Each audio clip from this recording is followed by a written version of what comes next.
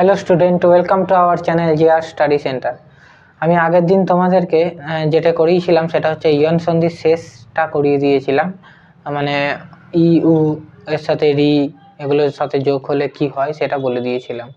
সেগুলো আগের ভিডিওতে দেখে নেবে তোমাদের কোনো অসুবিধা থেকে থাকলে। এরপরে একাদশ শ্রেণীরই পরের স্বরসন্ধির পরের পার্ট কোনটি না অয়াদি সন্ধি। অয়াদি সন্ধিটা কি সেটা আমরা আজকে দেখব। এই অয়াদি সন্ধি দেখতে গেলেও ওই বলেছিলাম মাহেশ্বর সূত্র ইজ মোস্ট ইম্পর্টেন্ট সন্ধির ক্ষেত্রে, সেই জন্য এটাও তোমাদের দেখতে হবে। এইখানে অয়াদি সূত্রে পাণিনি একটি কথা বলেছে, এচ অয় বায়বহ, এচ অয় বায়বহ। চলো এই সূত্রটা আগে লিখে নিই, তারপর আমরা বাকিটা বলছি।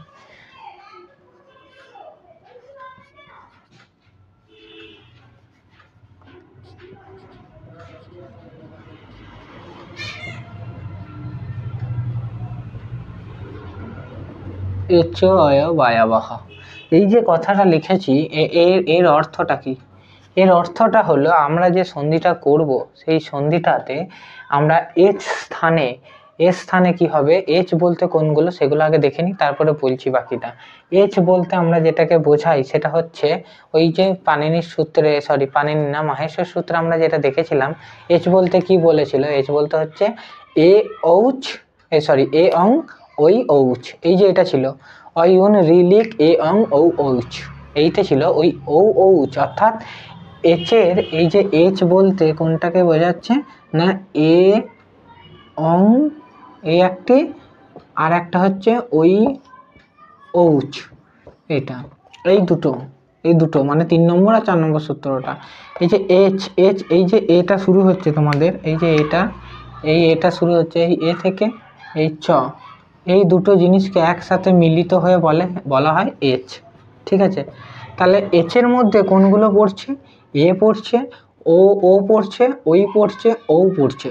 অর্থাৎ স্বরবর্ণ স্থানে, অর্থাৎ যে স্বরবর্ণ বললাম এই স্বরবর্ণ স্থানে এইগুলো স্বরবর্ণ সব কটা, এচটা হলো স্বরবর্ণ। এই এচের কি হবে না, এচের কি বসবে? অয়বায়ব। অর্থাৎ যেমন যথাক্রমে কি, যেমন এ পরপর আছে, অর্থাৎ এ, ও, ওই আর ও, এই যে পরপর রয়েছে, এই পরপর জিনিসগুলোই ঠিক পরপর যথাক্রমে যেমন এটি আছে ঠিক সেরকম এর পরে যদি কোনো স্বরবর্ণ থাকে বসবে অয়, ও এর পরে কোনো স্বরবর্ণ থাকলে হবে অব, ও এর পরে কোনো স্বরবর্ণ থাকলে হবে আই, আর ও এর পরে কোনো স্বরবর্ণ থাকলে হবে আব। অর্থাৎ কি বললাম আমি না, এইগুলি হ্রস্বরূপ, এগুলো দীর্ঘরূপ। অর্থাৎ ঠিক সেরকমও সন্ধিতে এই যে অয়টা হলো এর হ্রস্বরূপ, ওটা অবটা হ্রস্বরূপ, ঠিক এই একই এগুলি যেমন পাট আছে পরপর আছে, ঠিক সেরকমই পরপর এগুলো বসবে অয়াদি সন্ধিতে। তাহলে অয়াদি সন্ধি মুখস্থ রাখতে গেলে, মুখস্থ না, অয়াদি সন্ধিটা বুঝতে গেলে তোমাদের কি বুঝতে হবে আগে না, পাণিনি যে সূত্র এচ অয় বায়বহ, এই এচ অয় বায়বহ সূত্রটার মানে কি না, এটি হলো এচ স্থানের পরে যদি কোনো স্বরবর্ণ থাকে তাহলে সেই এ স্থানে অয় হবে, অথবা অব হবে, অথবা আব হবে, অথবা আই হবে। কিরকম ভাবে হবে না, এচেতে আমরা কি পাবো? এ, ও, ওই, ও পাবো। ঠিক সেরকম এ, ও, ওই, ও যেমন আছে ঠিক সেরকম যথাক্রমে এই জিনিসগুলি হবে। এটি হলো তোমাদের এচ সূত্রের মানেটা। এরপর আমরা তোমাদের একটা করে বলে দিই যে কিভাবে কি হবে, এটা একটু করে বুঝিয়ে দিচ্ছি। যেমন ধরো তোমাদের যেমন দিলাম, ধরো একটা উদাহরণ, প্রথমে এটা বলি, এ যুক্ত স্বরবর্ণ, তাহলে কি হবে? এরপরে তাহলে কি হবে না, এর পরে স্বরবর্ণ থাকলে হবে অয়, কি হবে? অয় হবে। কি করে হচ্ছে সেটা আমরা উদাহরণের মাধ্যমে দেখছি। ধরো একটা আমি বললাম, সে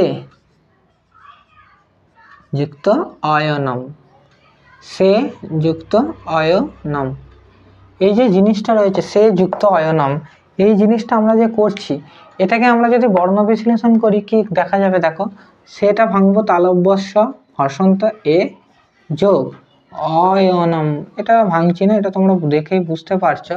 এই যে জিনিসটা আমরা যেটা দেখলাম, সেটাকে ভাঙলাম, অর্থাৎ এই যে আমরা এখানে এ পাচ্ছি, আর এ পরবর্তী বর্ণের শুরুতে, এটি হলো তোমার পরপদ আর এটা হলো পূর্বপদ, সরি এটি পূর্বপদ এটি পরপদ, পূর্বপদের শেষ বর্ণ, পরপদের প্রথম বর্ণটা দেখতে পাচ্ছ এ আর অ, অর্থাৎ এই যে নিয়ম অনুযায়ী এর পরে স্বরবর্ণ, এর পরে স্বরবর্ণ হচ্ছে, তাই এর পরে স্বরবর্ণ থাকলে কি হবে, অয় হবে।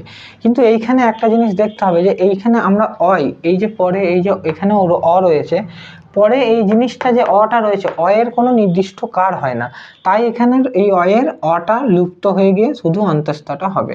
তাহলে এটা কি হবে, সে যুক্ত অয়নম হবে শয়নম, শয়নম। বোঝা গেল? এটা যখনই আমরা বর্ণ বিশ্লেষণটা করব তখন আমরা ওই জিনিসটা আরো ভালো করে বুঝতে পারবো। স তালবস্যয়ে হসন্ত অ, হসন্ত অন্ত্যেষ্ট নম, এই যে এখানে আমরা অয়টা পেয়ে গেলাম। বোঝা গেল? এটা হলো তোমাদের 1 নম্বরটা, একটা উদাহরণ দিলাম। দ্বিতীয় একটা উদাহরণ দিই যাতে তোমরা সেটা বুঝতে পারো। 2 নম্বর, এরপরে তোমরা 2 নম্বরটা দেখো কি হচ্ছে, অসে যুক্ত আতম, অসে যুক্ত আতম। এই যে এরপরে এই জায়গাটা ক্লিয়ার হবে, এই যে অটা আমরা এখানে লুপ্ত করেছিলাম সেটা ক্লিয়ার হয়ে যাবে। দেখো এখানে অসেটা ভাঙলে এই যে এ দেখতে পাচ্ছ, এ আছে, মানে এটা যখনই ভাঙবো আমরা এরকম হবে তালবস্য হসন্ত এ যুক্ত আতম হয়েছে। এইটা যখনই হচ্ছে দেখো এখানে এ, এখানে আ, এ আর আ, এই দুটো জিনিস আমরা পাচ্ছি, এ আর আ।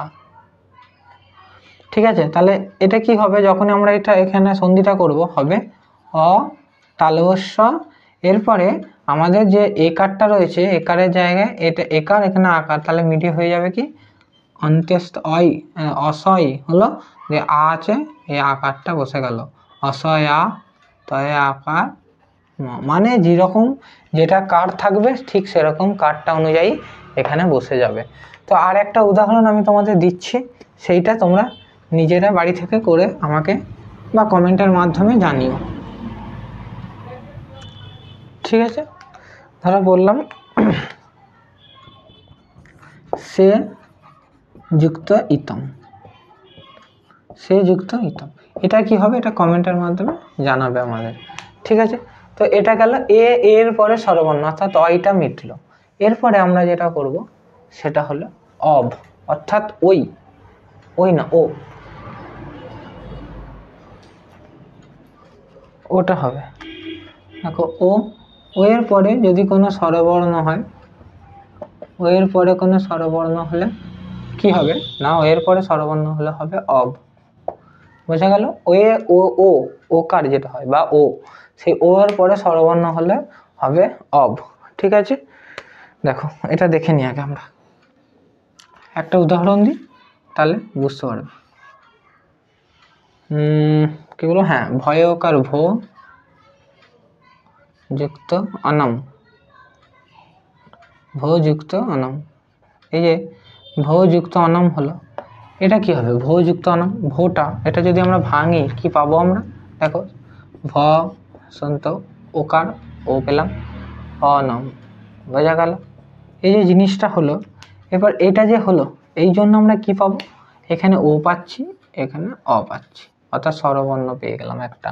ঠিক আছে, ঠিক একইভাবে তাহলে কি হলো, যে সূত্র অনুযায়ী কি হবে, অব হবে ও স্থানে, তাহলে ভ লিখলাম, ও স্থানে অব হলো, অর্থাৎ অটা লুপ্ত হয়ে যাবে, ব বসবে, মূর্ধন্য আসলে ভবনম।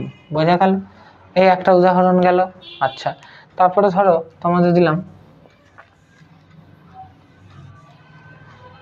শ্রো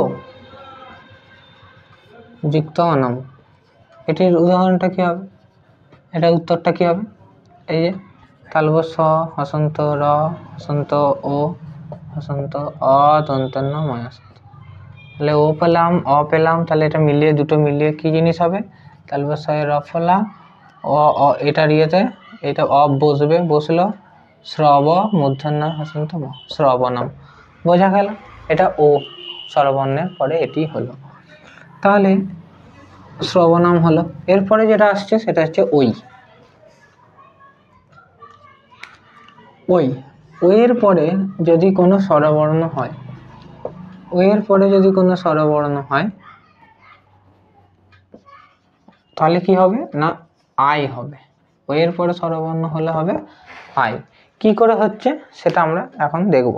দেখো এরপরে হচ্ছে তোমাদের তিনটে উদাহরণ এখানে আমাদের রয়েছে, সেই তিনটে উদাহরণ আমরা কি দেবো সেটা কি করে কি হবে দেখো। গই যুক্ত অক, গইটা আমরা যদি ভাঙি গয়ে হসন্ত ওই যুক্ত অক, এটা তো অর্থাৎ আমরা এখানে ওই পেলাম আর অ পেলাম, তাহলে ওই আর অ দুটো জিনিস পরপর থাকলে অর্থাৎ ও এর পরে স্বরবর্ণ থাকলে কি হবে আই হবে। কি হচ্ছে দেখো, তাহলে এই গ লিখলাম, গ হলো ও এর পরে স্বরবর্ণ আছে বলে আই হবে, আয়ের কাট দিয়ে দেবো অন্ত্যেষ্টা লিখলাম, তাহলে আই হলো গাই, আই যে ক গায়ক, বোঝা গেল গায়ক। লতা ওই যুক্ত অতু, লতা ওই যুক্ত অতু, এটাও তাই, ল তয়া আকার ওই আছে, তাহলে ওই এর জায়গায় কি হবে ওই আর ওটা কি স্বরবর্ণ আর ওই আছে, তাহলে এখানে কি বসবে আই হবে, লতায় এই যে আয় হয়েছে লতায় যুক্ত তয় হস্য, লতায় ওকার দিয়ে দেবো তয় হস্য লতায় তু।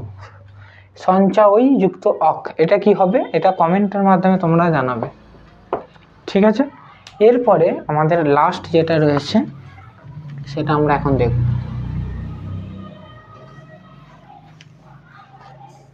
লাস্ট হচ্ছে ও যুক্ত স্বরবর্ণ, তাহলে ওই যে বলেছিলাম যে এটি যেহেতু দীর্ঘ তাহলে এখানে দীর্ঘ পরে স্বরবর্ণ থাকলে এদেরও স্বরবর্ণ সরি দীর্ঘ রূপটাই হবে আব হবে, ঠিক আছে আব হবে। কি করে হচ্ছে দেখো, কি করে হচ্ছে দেখো, পই যুক্ত অক, পৌ যুক্ত অক হলো, পৌ যুক্ত অক, এটা কি হবে দেখো প রয়েছে ও রয়েছে, তাহলে ও তারপরে স্বরবর্ণ তাহলে কি হবে আবটা হবে পয়াকার ব পা বক হলো। দেখো এরপরে দেখো এই যে আমরা এখানে 2 নম্বরে যে দেখছি যে উদাহরণটা কি বলেছে নৌ যুক্ত ইক, নৌটা আমরা যখন ভাঙছি দন্তের নয়ে হসন্ত ও হচ্ছে যে ই ক, এটা হচ্ছে, তাহলে এটাকে যখন আমরা করব কি করে করবো, দন্তের ন হলো ওটা আর ইটা স্বরবর্ণ হচ্ছে আব হবে, আ পেলাম, এটা ব হলো, এই যে এর যে ইকার ইটা বসলো ক না আবি কহ, এখানে বিসর্গ হবে, হ্যাঁ পাবো কহ হয়ে গেল না আবি কহ। এরপরে হচ্ছে স্তৌ